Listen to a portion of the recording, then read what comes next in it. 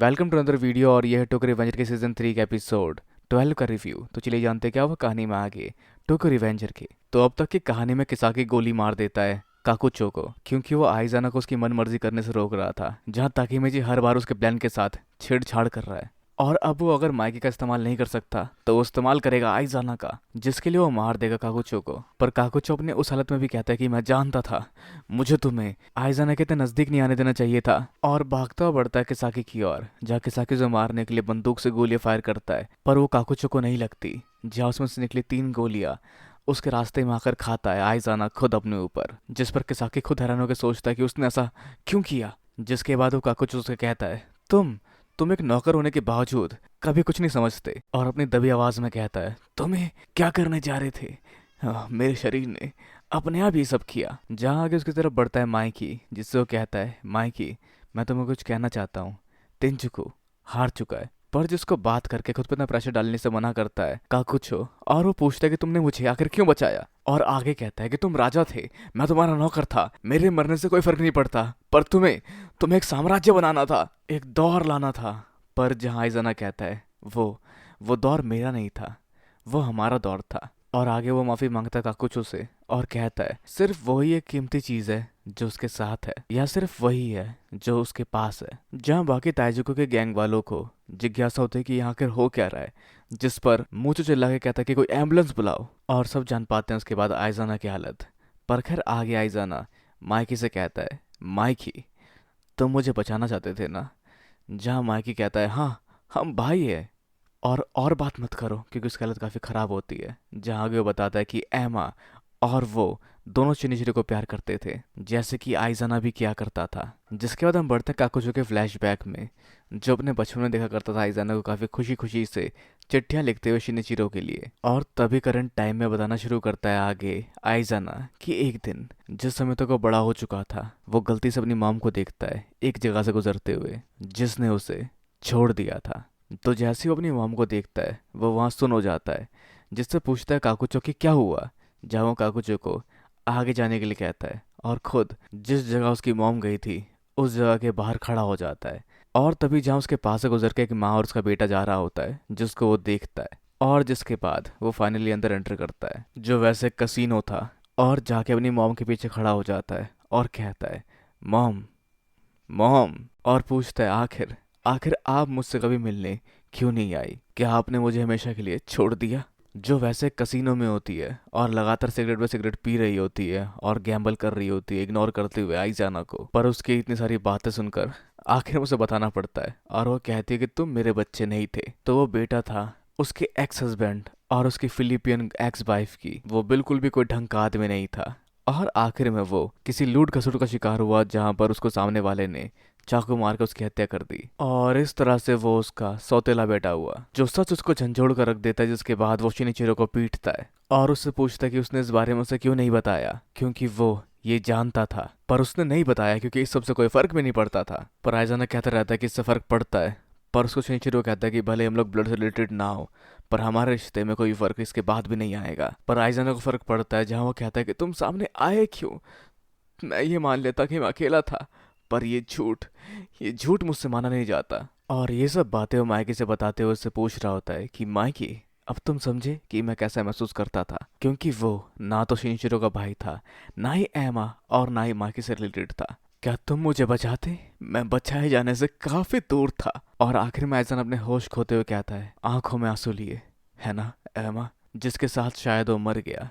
और उसकी तरफ बढ़ता है काकुचो भी, जो उससे सवाल जवाब करना शुरू करता है, लेकिन वो कुछ नहीं कहता। और आखिर में खुद के ऊपर लगे चोट से अपने शरीर में एनर्जी न महसूस करते हुए वो उसके नजदीक जाकर उसका हाथ पकड़ लेता है और कहता है, मैं तुम्हें अकेला नहीं छोड़ूंगा, मैं जल्दी तुम्हारे पास आ रहा हूँ। जो साथ ही ये भी कहता है कि हम दोनों ही कभी सही से जी ही नहीं पाए। जिस समय तक बर्फ गिरनी शुरू हो जाती है और बर्फ को गिरता देख काकुचो दोबारा फ्लैशबैक में खो जाता है, जहां बर्फ गिरने पर वो और आइजाना साथ में खेला करते थे। और आइजाना उस गेम को काफी हद तक बिगाड़ दिया करता, उसकी बात बिल्कुल नहीं माना करता।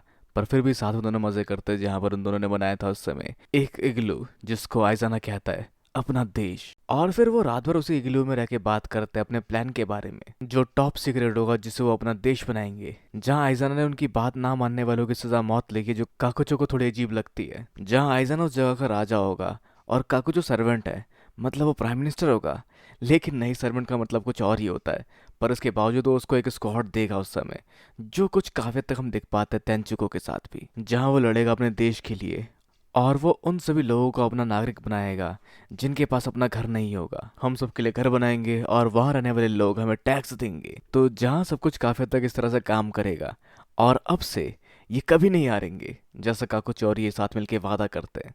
तो आगे इनके उस किंगडम और गांव का नाम क्या होगा, जो सुनकर ये अपने आप को सांजो होशी और काकुचो को सन गोकू की तरह रखकर, जो सब जर्नी टू द वेस्ट से इंस्पायर्ड था, इस किंगडम का नाम रखता है तेंजुको। और बिल्कुल वैसे ही जैसे दोनों साथ में बर्फ में लेटे हुए थे, उसी तरह से इन दोनों की मौत हो जाती है, जिसे देख ताकेमिची भी रोता है। और खैर आगे माइकी खुद को संभालते हुए तेंजुको और तोमान गैंग को कहता है ये सब खत्म हो चुका है, अपने अपने घर निकलो। जहाँ माइकी यहाँ रुकेगा मामला सही करने के लिए, पर विशेष ग्रुप का मूंछो माइकी को वहां से जाने के लिए कहता है, क्योंकि वो यहाँ रुकेंगे और मामला संभालेंगे। जहाँ हितानी ब्रदर्स में से भी एक सामने आता है और कहता है कि हम आइसन को सपोर्ट करते हैं अपने फायदे के लिए, पर नहीं, सच तो ये कि हम सब एडमायर करते हैं जैसे तुम दोनों रहते हो उसको। और कहता है हमने देखा कि तुम किस तरह से जिए और मरे कैप्टन।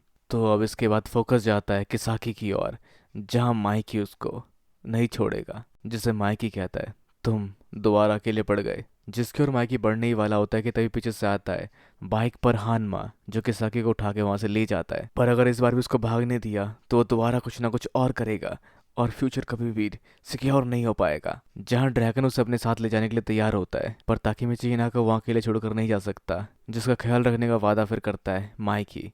जहाँ ताकेमिची बढ़ता है ड्रैगन के साथ, जिसका पीछा करते हुए ताकेमिची काफी हद तक सारी बातें याद करता है जो भी वादे उसने फ्यूचर में किए हैं, और जिन सभी वादों को उसे निभाना, उन सब चीज़ों के बारे में। जैसे भले उसने ड्रैगन को बचा लिया, लेकिन बाजी और बाकी सबको बचाना भी बाकी है, क्योंकि किसाके की वजह से होने वाले बहुत सारे इंसिडेंट काफ़ी ज़्यादा क्रूशियल थे, जो कभी दोबारा ठीक नहीं हो पाए। जैसे एमा और अब आइजाना भी, और साथ ही ना भी, जो फ्यूचर में हर बार कहीं ना कहीं उसकी इन्वॉल्वमेंट की वजह से ही मारी जाती है। पर और तेज भागने की होड़ में हानमा की बाइक स्लिप हो जाती है और वो किसाके के साथ बाइक से गिर जाता है। पर उसके बाद भी वो दोनों ठीक होते हैं। जहाँ किसाके की तरफ बढ़ता है ताकेमिची और याद करता है वादा नाहाटो से किया हुआ, जहाँ किसाके दोबारा भागना शुरू कर देता है। लेकिन ताकेमिची के लिए उसका पीछा करना थोड़ा मुश्किल होता है, क्योंकि उसके पैर पे गोली लगी और वो गोली लगे पैर से नहीं भाग सकता, जिसको आगे ड्रैगन देता है राइड अपनी पीठ पर उस तक पहुंचने के लिए, जिसके लिए वो ड्रैगन का शुक्रगुजार होता है। लेकिन ड्रैगन ने ऐसा नहीं किया, उससे पहले ताकेमिची ने भी उसके साथ ऐसा किया था, जब वो उसको उठाकर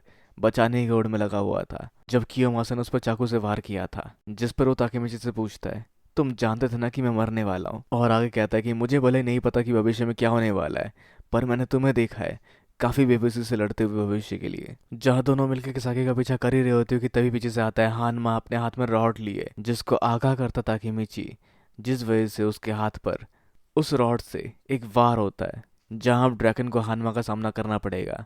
जिस वजह से ड्रैगन पूछता ताकेमिची से कि क्या वो भाग सकता है या चल सकता है, तो वो उसमें हामी भरता है और आगे बढ़ता है उसका पीछा करने के लिए। तो हानमा और ड्रैगन की फाइट शुरू ही होने वाली होती है कि उससे पहले हम देखते ताकेमिची को पीछा करते हुए किसाकी का अपनी लंगड़ाती हालत में, जिससे बचने के लिए किसाकी एक पिकअप वैन के पीछे छुप जाता है। और जैसे वहाँ ताकेमिची आता है, उसके सर पे वो वार करता है कि ईंट से, पर ताकेमिची खुद को संभाल कर एक घूसा जड़ता है उसके चेहरे पर, और जिसके साथ दोनों की हाथापाई आगे बढ़ती है और दोनों थके आ रहे एक दूसरे का आमना सामना कर रहे होते हैं, जिसके साथ ही एपिसोड एंड होता है। तो खैर अब आपके सोचते हैं क्या हो सकता है आगे टोक्यो रिवेंजर के सीजन 3 के एपिसोड 13 में। अपने विचार हमें नीचे कमेंट बॉक्स में बताना बिल्कुल ना भूलें। इस वीडियो को लाइक शेयर और चैनल को सब्सक्राइब करना भी बिल्कुल ना भूलें। तब तक के लिए मिलता है अगली वीडियो में। Sayonara and have a nice day.